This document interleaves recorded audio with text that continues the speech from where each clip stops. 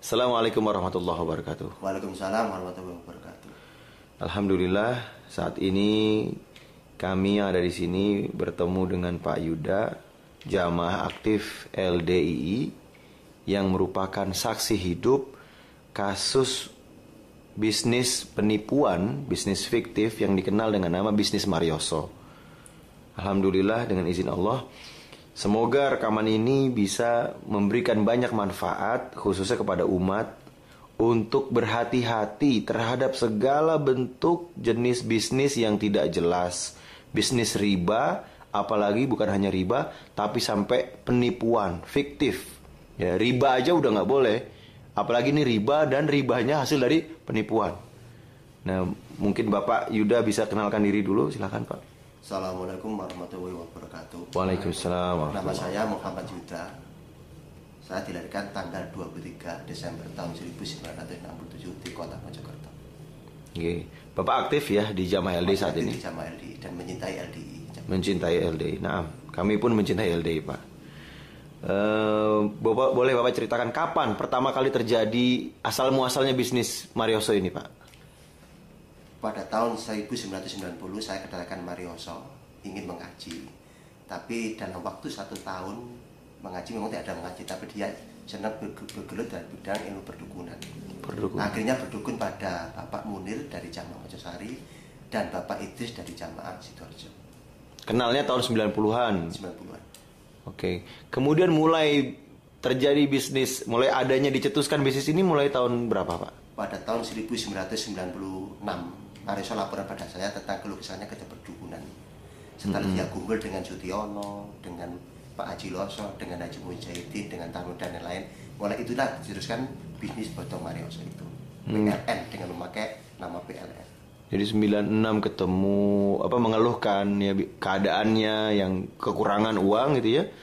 Walaupun pada saat itu sudah aktif jadi paranormal gitu ya. Kemudian ketemu teman-temannya tadi Pak Mujahidin ya. Kemudian mulai dicetuskan bisnis Marioso. Pada tahun 96 itu kira-kira berapa orang yang bisa ikut bisnis Marioso? Cuma orang-orang itu aja, cuma Sutiono, Fauji, Haji Loso, Haji Mujahidin, paling lebih kurang 20 orang. Itu pun orang rata-rata orang pengangguran. Mereka yang mengkonsep bisnis ini. Betul. Nek Marioso itu sebagai korban. Marioso sebagai kambing hitam. Karena Marioso satu dari latar belakang bukan pengusaha, dia pedagang asongan, rumah pun tak punya dan keadaan sangat miskin. Oke, kemudian bisnisnya sama, artinya menggunakan pura-puranya menalangi tunggakan PLN gitu ya? Nah, cuma rata-rata bisnisnya dia pakai kedua agama yang itu pakai UBLDII. Oh, masuk ke UB. UBLDII mengatasnamakan bahwa bisnis orang yang mau kaya harus ikut Marioso. Kebetulan yang cepat bisanya Marioso itu karena fatwa dari dugaan dari Bapak Hendy Asmukasmudi bahwa orang mau kaya harus ikut bisnis Marioso dan Marioso itu halal. Jadi Pak Kasmudi sempat atau sudah memberikan fatwa bahwa bisnis ini halal, dan menguntungkan dan kalau mau kaya supaya ikut gitu ya. Masya Allah, la haula wala quwwata illa billah. Jadi sejak 96 seperti itu dan marak-maraknya sampai banyak-banyak pengikutnya, nasabahnya ini mulai tahun berapa? Maraknya semenjak saya di penjara. Semenjak tahun berapa tuh Pak? Tahun 2001. Oke, Bapak jelasin bagian yang di penjara. Kenapa Bapak bisa di penjara? Karena dari awal saya itu paling lebih tahu memang Marioso ada bisnis penipuan, bisnis setan. Dan lebih tahu masalah Marioso itu memang saya. Sehingga dalam arti pertama saya ditawar oleh Haji Loso supaya Yuda mau uang 2 juta tiap bulan tutup mulut. Pada waktu itu saya tidak mau menerima. Tetap bisnis itu harus dibubarkan. Semenjak itulah orang mati dengan saya, bagaimana Yuda itu bisa dibunuh, Yuda bisa masuk penjara. Masya Allah. Dan persisnya gimana strateginya, skenarionya sehingga Bapak dijebloskan ke penjara. Padahal Bapak nggak terlibat ya, bahkan nggak mau disuap.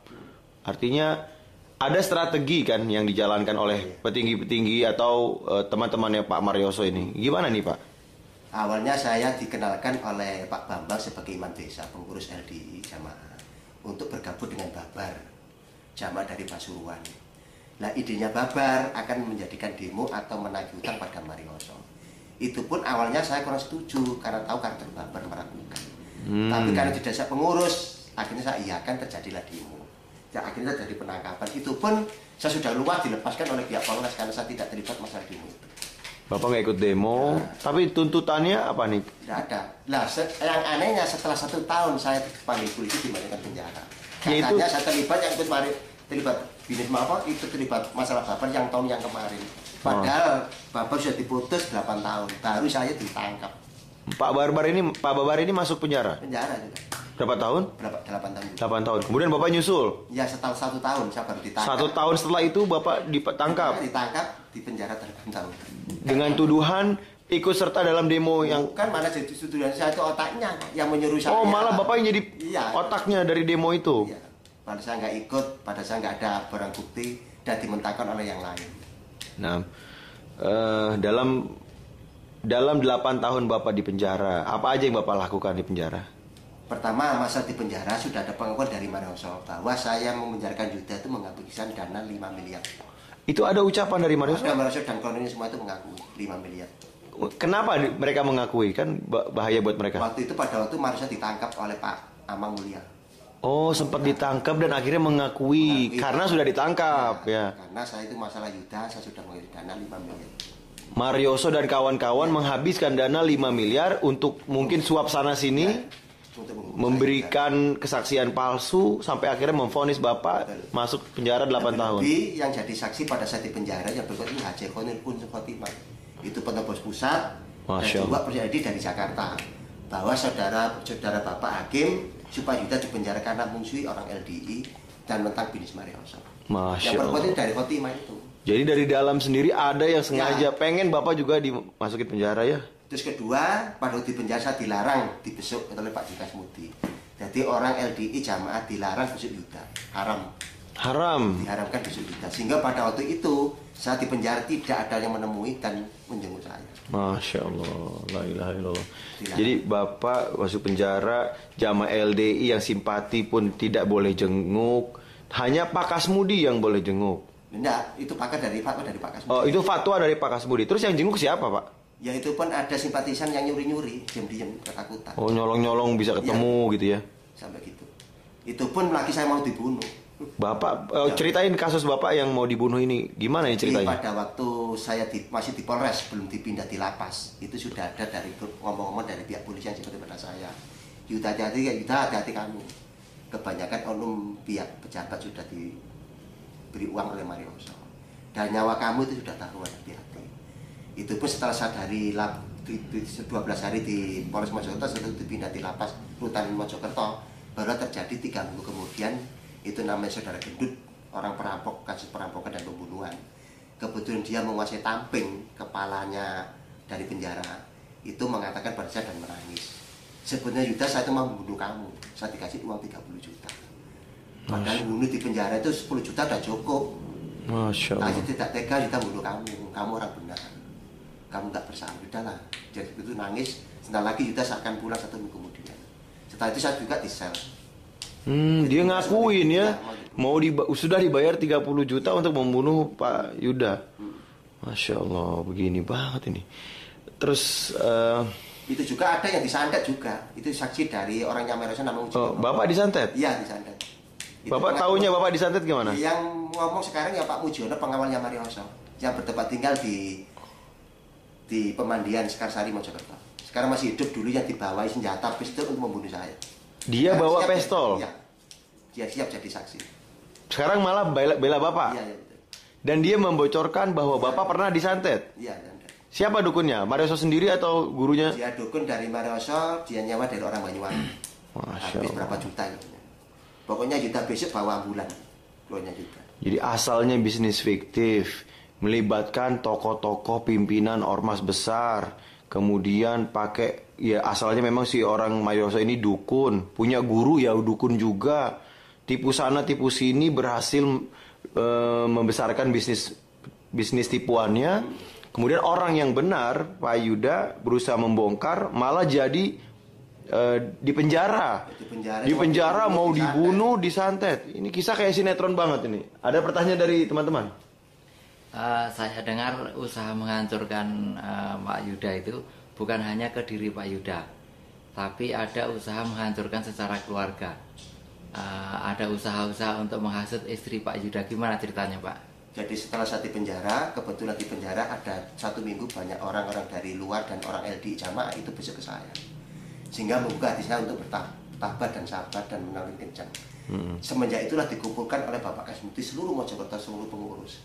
Mulai hari ini yang besok Yuda diharamkan, dilarang. Masya Allah. Semenjak itu keluarga diteror, dianggap saya itu orang murtad.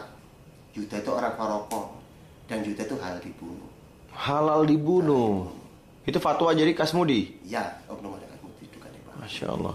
Malah dari Pak Jailani semenjak saya 1 minggu kemudian saat di penjara, Pak Jailani pejabat pusat dari Gading Mangu, dari Jombang itu datang ke Kediri, menemui Bapak Kasmuti selaku ketua wakil 4 mengatakan, ini loh namanya Yuda, kenapa kok sampai dimasukkan ke penjara? Kok tidak diadili secara kejamaan? Jawabannya Bapak Kasmuti, ini keputusan pusat. Nek jamak kepin selamat kudu memenjara Yuda. Woi, karena kalau Bapak tidak di penjara, Bapak berkoar-koar, Ya, kebongkar, akhirnya petingginya kejeblos penjara. Ini yang dikhawatirkan oleh Pak Kasmudi, seperti itu ya? Masya Allah. Jadi sudah keputusan pusat saat di penjara itu. Tadi yang saya ingin perjelas, ada hasutan dari jamaah yang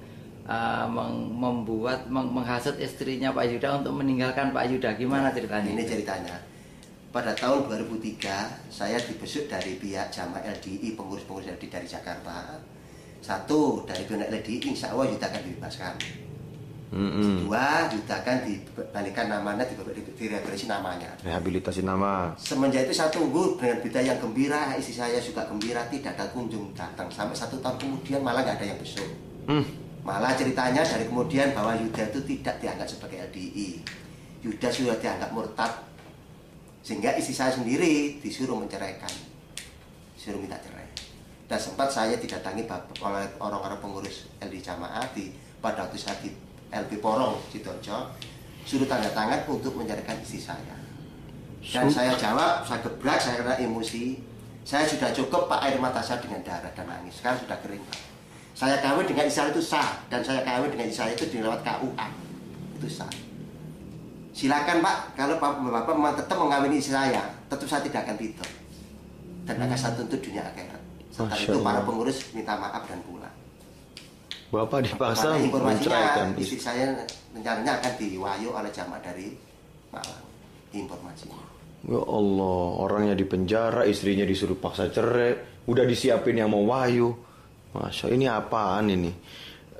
Nampak jelas bahwa keterlibatan sistem besar di LDI yang dikenal dengan Islam Jamaah ini dipegang pemainnya ini dari tingkat pusat ya, dari artinya pimpinan-pimpinan selevel Pak ring satunya lah. Apa hikmahnya dari yang terjadi ini Pak? Apa pelajaran buat jamaah yang masih aktif, yang masih tentunya hormat kepada pimpinan-pimpinan jamaahnya di LDI ini Pak?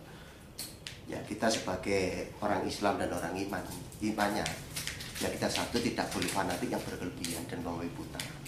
Ya tetap yang kita jalankan sesuai dengan norma Quran dan hadis itu. Adapun bagi saya semakin tegar bahwa kebenaran itu nampak. Bahwa barang hak tetap hak, barang batas tetap batas.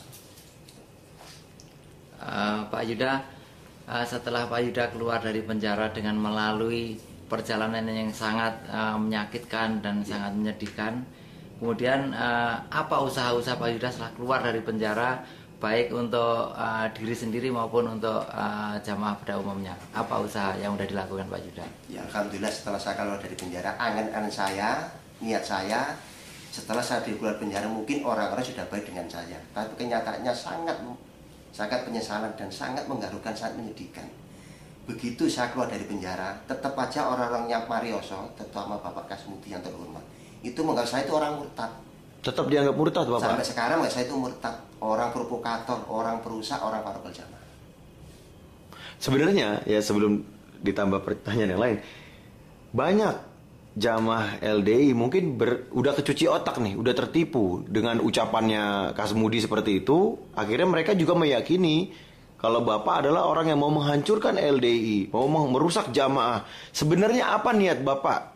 Mau membongkar kasus ini dari awal dulu sampai masuk penjara, sampai sekarang udah keluar, ini sebenarnya niat Bapak apa?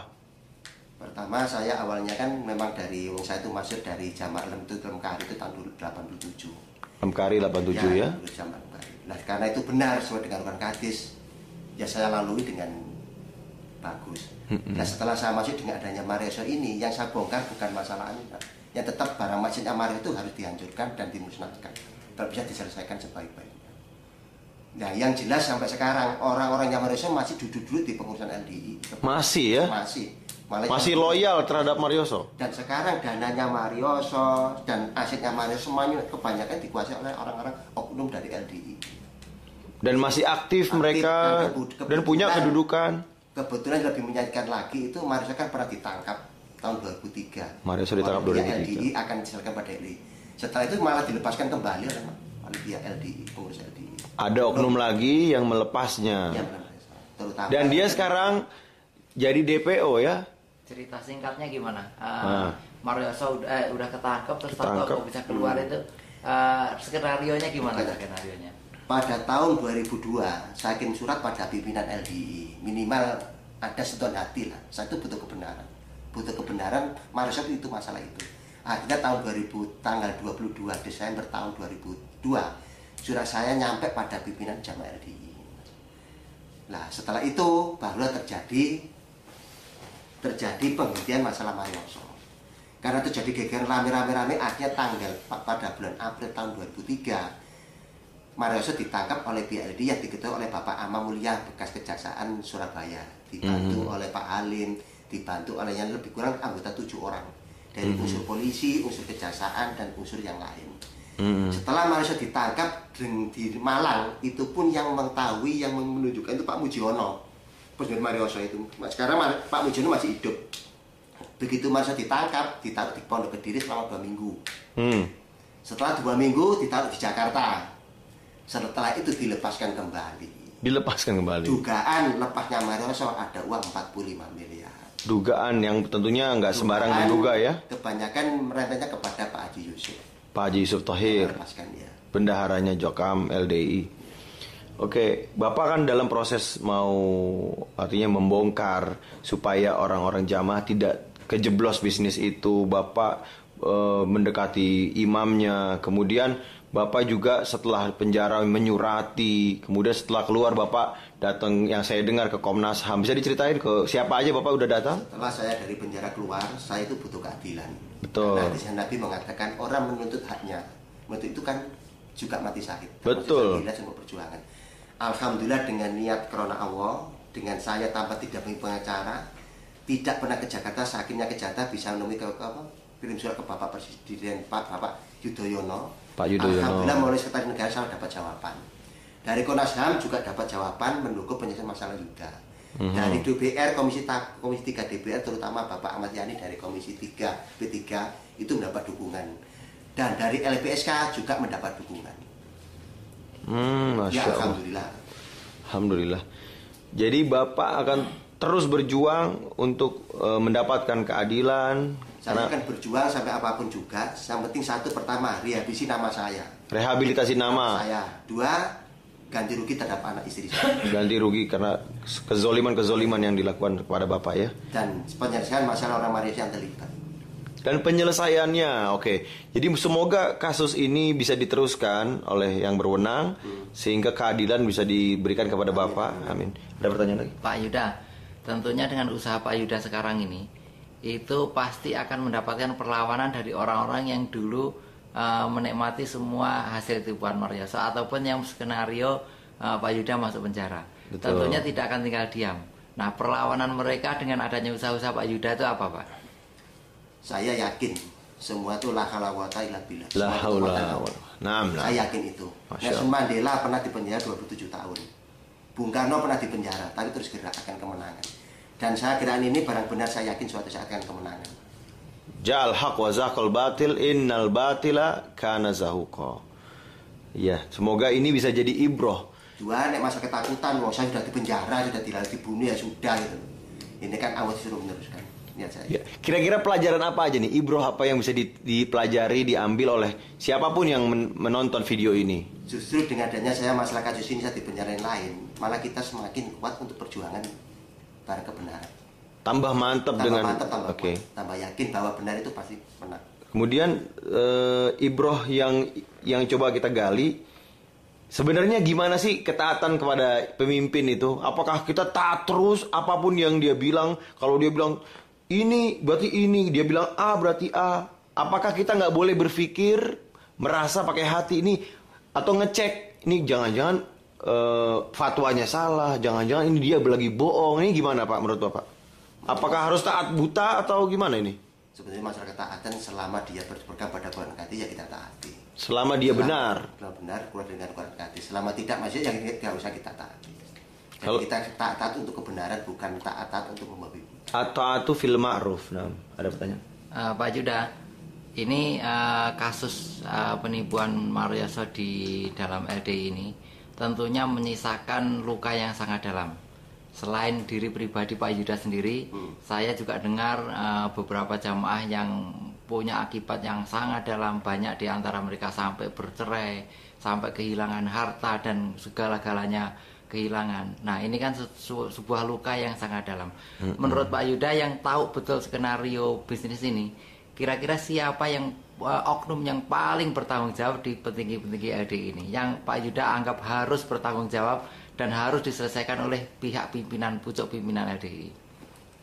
Bismillahirrahmanirrahim. Kalau masih yang keterlibatan Marioso, dugaan Yasutiono, Fauji sebagai pegawai pengadilan, Haji Mujahidin, Tawar Mulyono, Pak Naib dan Pak Johan. Adapun sebagai pengurus, oknum pengurus LDI yang paling bertanggung jawab masalah ini, satu, Pak Haji Kasmudi, Ki Haji Kasmudi. Karena fatwa beliau sehingga Marioso bisa semakin luas dan besar.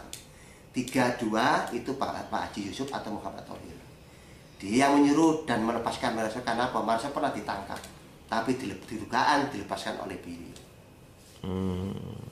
Jadi kira-kira pesan Pak Yuda untuk pimpinan LDI ataupun seluruh jamaah yang harus tahu bahwa akibat skenario ini yang paling bertanggung jawab untuk khususnya untuk pimpinan LDI adalah 2 orang tadi ya Pak ya.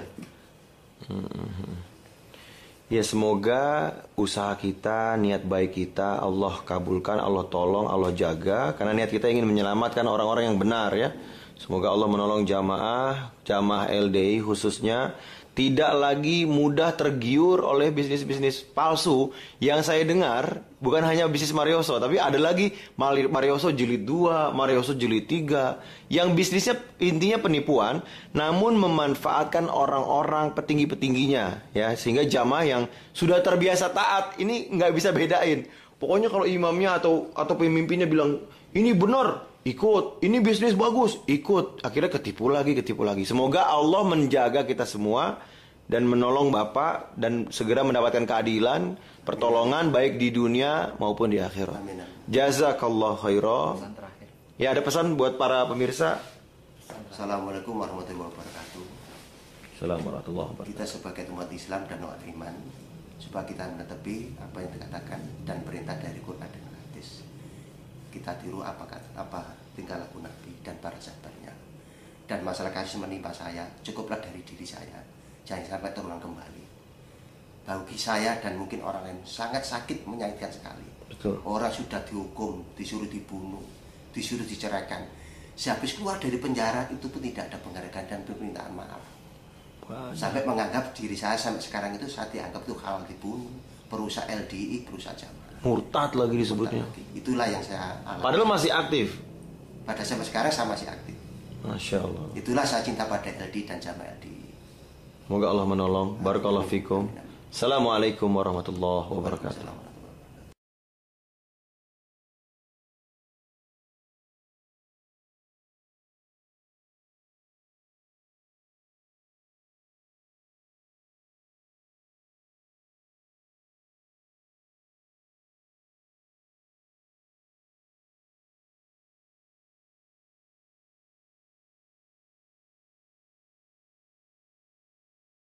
Akan memberikan kesaksian atas permintaan saudara jamaah yang membutuhkan kesaksian saya berkaitan dengan sumpah-sumpah Pak Kasmudi yang mengatakan tidak terlibat di dalam bisnis bodong Marioso Mojosari.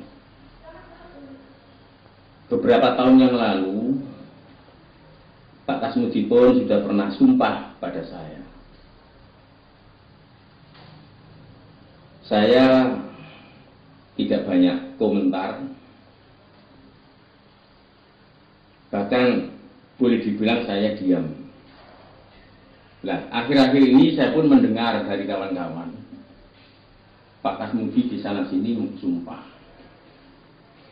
sehingga dengan penuh rasa hormat dan berat hati saya pun harus memberikan kesaksian tentang apa yang saya alami, apa yang saya saksikan, apa yang saya dengar dari Pak Kasmudi langsung dan dari beberapa orang jamaah. Ya, semuanya ini ya dalam rangka kulil haqqo walau kana murun. Adapun kesaksian saya ini, ya mestinya saya diajak oleh teman yang dimintai pembuktian itu ke Jakarta, tapi karena sesuatu hal saya terpaksa tidak bisa ke Jakarta. Karena pertama ya, kebetulan anak saya, nunggu anak saya ada di rumah sakit. Yang kedua, juga karena urusan, insya Allah hari Selasa ini saya diundang oleh Sekda Lamongan, sehingga saya harus memberikan kesaksian dengan tertulis dan direkam ini. Mudah-mudahan kesaksian itu Allah paling barokah untuk kelancaran, keutuhan, kekompakan, kerukunan dalam jamaah. Semua persoalan bisa kita jernihkan. Ya, kita mulai. Kesaksian dari jamaah untuk jamaah.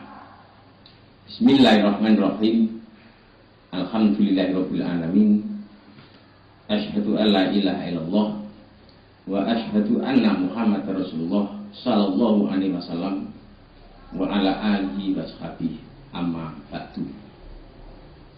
Tulisan di bawah ini mohon dibaca dan dipahami secara utuh. Jangan disikapi dengan mengedepankan hak, dumeh punya kewenangan sehingga arogan. Tapi sikapilah dengan hati yang bersih dan pikiran yang jernih, semata-mata untuk keutuhan dan kejayaan jamaah di masa depan, sehingga keberadaan jamaah tetap murni, lestari ila yaumil qiyamah. Tulisan saya ini juga saya mintakan pertimbangan dari beberapa kawan jamaah, termasuk ada jamaah dari luar Jawa, setuju dengan beberapa koreksi atau revisi. Lanjut. Yang bertanda tangan di bawah ini saya jamaah. Nama Nur Hadi, umur 55 tahun, Dapuan Imam Daerah Lamongan Kota. Alamat 1 Desa Baturono, Kecamatan Sukobadi, Kabupaten Lamongan. 2 Desa Madi, Kecamatan Lamongan, Kabupaten Lamongan. 3 Jalan Basuki Rahmat 102, Lamongan. Atas permintaan saudara jamaah yang membutuhkan dalam rangka mencari bukti tentang keterlibatan Pak Kasmudi dalam bisnis bodong Marioso Mojosari, dengan ini saya, Nur Hadi, memberikan kesaksian sebagai berikut. 1. Sejak dulu sampai sekarang, sikap, pendirian, dan anggapan saya tidak pernah berubah bahwa Pak Kasmudi terlibat dalam bisnis bodong Marioso Mojosari. Karena menurut pendapat saya, yang termasuk orang-orang terlibat adalah 1. Semua orang yang menjadi pengepul di semua ring. 2. Semua orang yang titip uang kepada pengepul dalam bisnis bodong tersebut, baik yang menjadi korban maupun yang tidak menjadi korban, Tiga, para ulama dalam tanda kutip yang mempunyai dapuan, baik oknum mubalek, oknum imam kelompok, oknum imam desa, oknum imam daerah, oknum wakil 4 yang saya ketahui adalah yang terhormat Bapak Kasmudi dan oknum-oknum pengurus yang lain, walaupun mereka ini tidak menjadi pengepul, akan tetapi mereka ini melalui nasihat-nasihatnya, omongannya, komentarnya didengarkan dan dipahami oleh para jamaah sebagai ajaan, menyuruh, mengiyakan, membiarkan, dan mendukung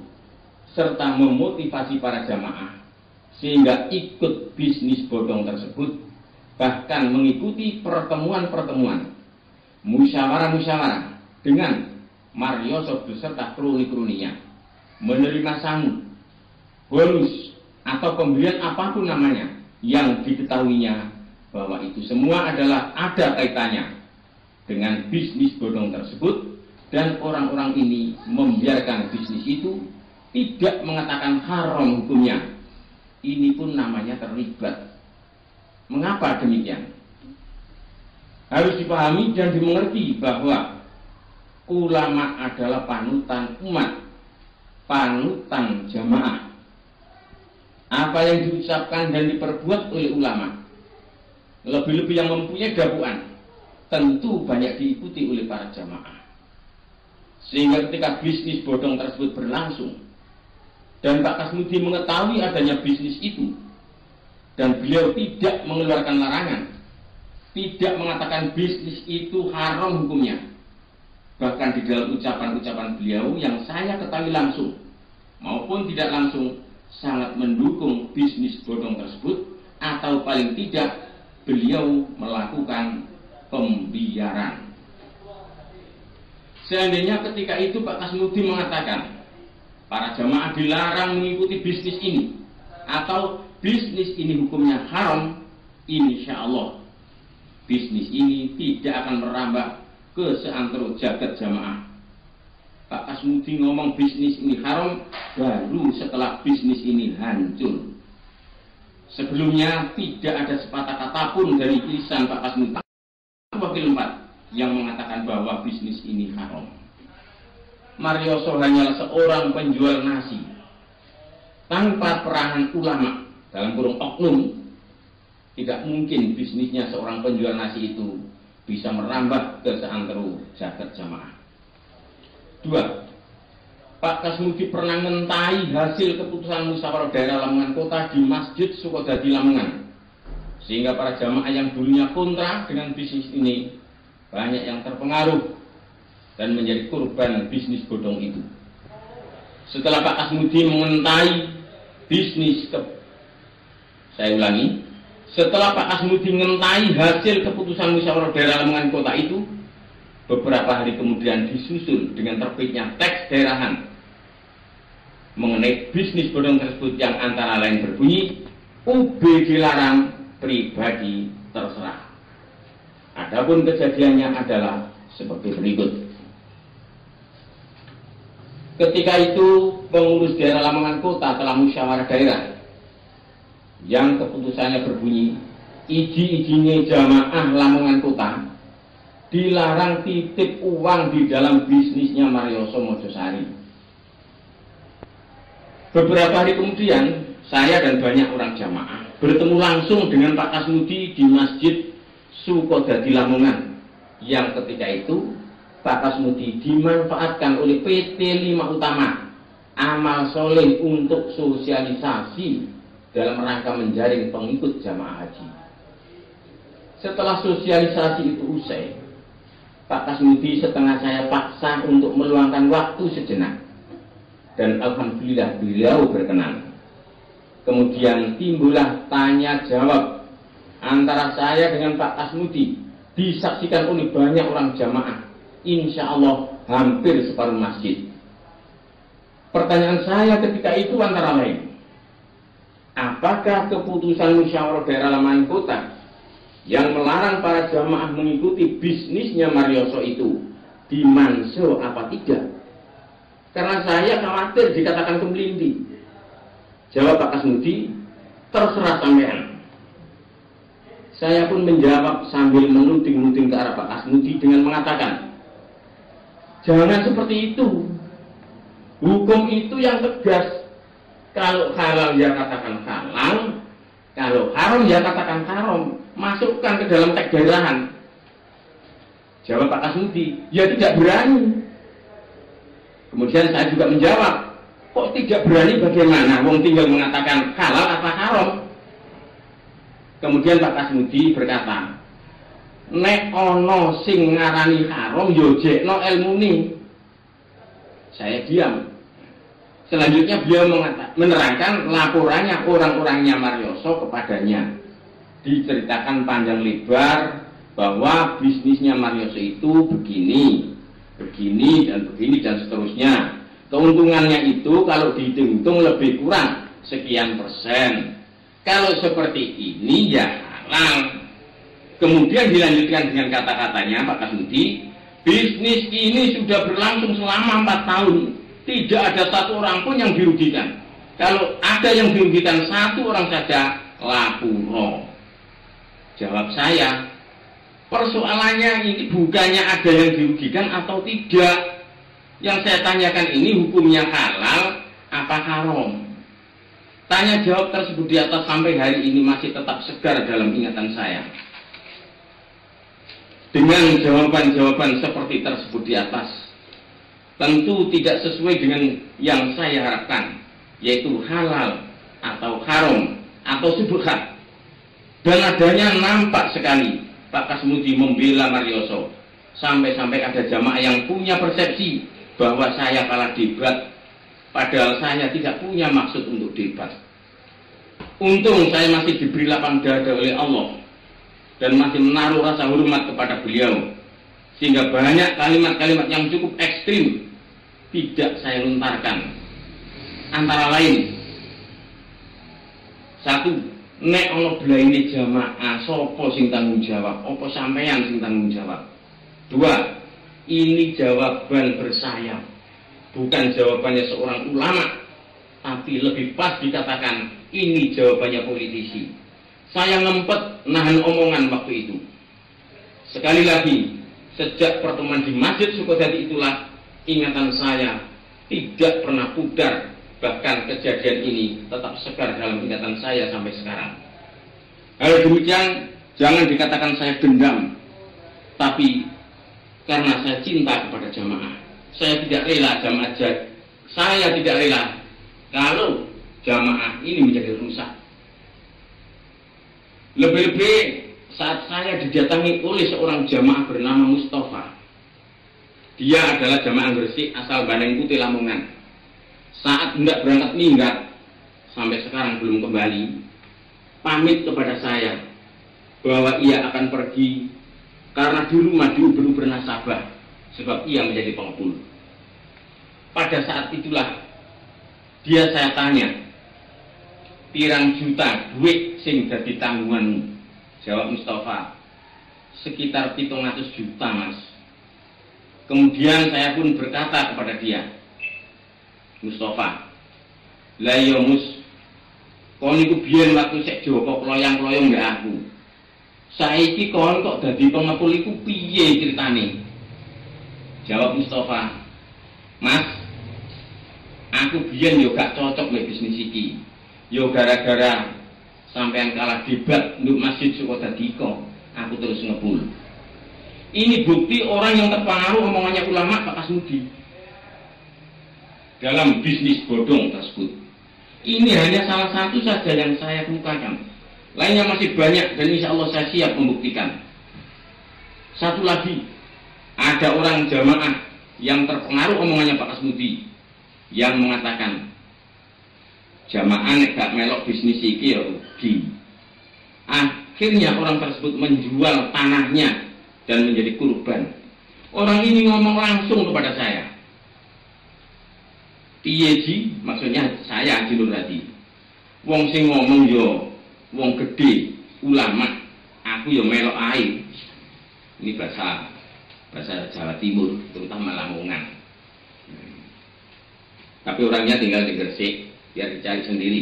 Kalau mau ingin bukti, saya tunjukkan orangnya nanti. Kalau saya tunjukkan sekarang, biasanya dipanggil, ditanyai, lah orang nggak berani. Seperti saudara Johan ngomong kepada saya mau jadi saksi katanya. Tahu-tahu begitu dipanggil beliau, nggih, nek ngoten niku lepat nggih kula nggih tobat. Loh, ini orang macam apa ini? Apakah ini semua bukan bukti keterlibatannya Pak Kasmudi sebagai ulama panutan jamaah? Makanya kalau ngomong yang hati-hati. Sebab omongannya Bapak Kasmudi itu diikuti orang. Pertimbangkan secara matang sebelum ngomong. Lebih-lebih menyangkut hukum halal haram. Karena itu saya ingatkan kepada Pak Kasmudi, jangan ngumbar sumpah tidak terlibat. Bagi Bapak Kasmudi akan lebih mulia dan lebih terhormat di hadapan Allah dan di hadapan jamaah jika Pak Kasmudi mengakui keterlibatannya dan minta maaf kepada seluruh jamaah yang menjadi korban yang terpengaruh omongannya Pak Kasmudi. Sudah banyak saksi yang tahu bahwa pada saat bisnis bodong tersebut belum terkuat, tidak ada sepatah kata pun dari Pak Kasmudi yang mengatakan bahwa bisnis ini haram. Pak Kasmudi mengatakan haram baru setelah bisnis ini hancur. Inilah yang menjadi bahan tertawaan dan bahan cibiran dan bahan gunjingan para jamaah. Hanya saja mereka tidak berani terang-terangan. Jika kesaksian dan tulisan saya ini dianggap tidak benar, apalagi dianggap fitnah, maka saya siap membuktikan. Dan saya mengajukan permohonan kepada Bapak Wakil 4 seluruhnya, antara lain, 1. Izinkan saya membentuk tim pencari fakta untuk membuktikan apakah Pak Kasmudi terlibat bisnis bodong itu atau tidak. Atau setidak-tidaknya Pak Kasmudi adalah sebagai motivator sehingga jamaah banyak menjadi korban. Insya Allah saya akan bekerja secara profesional. 2. Mohon kepada Bapak Wakil 4 membekali saya secari kertas yang ditandatangani oleh seluruh Wakil 4 yang berisi perintah kepada para jamaah yang berbunyi, para jamaah yang didatangi oleh tim pencari fakta dan ditanya perihal kasus Marioso supaya memberikan jawaban yang benar dan jujur, semuanya supaya diniati ibadah untuk menjernihkan persoalan di dalam jamaah. Muga-muga Allah paling barokah. Itu saja yang saya minta kepada Bapak Wakil 4. Sekali lagi yang harus digarisbawahi, Marioso hanyalah seorang penjual nasi. Menurut perhitungan, tidak mungkin bisnisnya seorang penjual nasi itu dapat merambah ke seantero jagat jamaah jika tidak ada peran ulama. Karena ulama adalah panutan umat, panutan jamaah. Begitu ulama mengatakan halal atau setidak-tidaknya membiarkan dan tidak tegas mengatakan haram, maka berduyun-duyunlah para jamaah ikut bisnis bodong tersebut. Apalagi ketika itu Pak Kasmudi mengendarai mobil pembelian Marioso, walaupun Pak Kasmudi selalu mengaku bahwa mobil itu dari Bapak Imam. Disinilah menurut saya letak keterlibatan Pak Kasmudi. Sebenarnya saya tidak sampai hati menulis kesaksian ini. Berhubung saya mendengar langsung dan tidak langsung Pak Kasmudi ngumbar sumpah, hati saya tergugah untuk membuat kesaksian ini ketika diminta oleh saudara jamaah yang membutuhkan. Insya Allah kesaksian saya ini tidak akan saya cabut sampai kapanpun. Walaupun Pak Kasmudi sering bersumpah. Karena ini adalah realita yang harus saya katakan apa adanya. Dan harus saya pertanggungjawabkan dunia dan di akhirat. Pak Kasmudi tidak usah cuci tangan. Jangan anggap kasus Marioso ini sudah selesai. Akui saja terus terang. Itu lebih mulia dan lebih terhormat. Selain urusannya kesaksian dengan bisnis Marioso ini, saya Nur Hadi, Imam Daerah Lamongan Kota, tetap hormat, tetap taat takdim kepada beliau Pak Kasmuti selaku wakilnya Bapak Amir. Karena orang jamaah berjuang, karena saya adalah orang jamaah, berjuang untuk jamaah, ingin masuk surga, selamat dari neraka.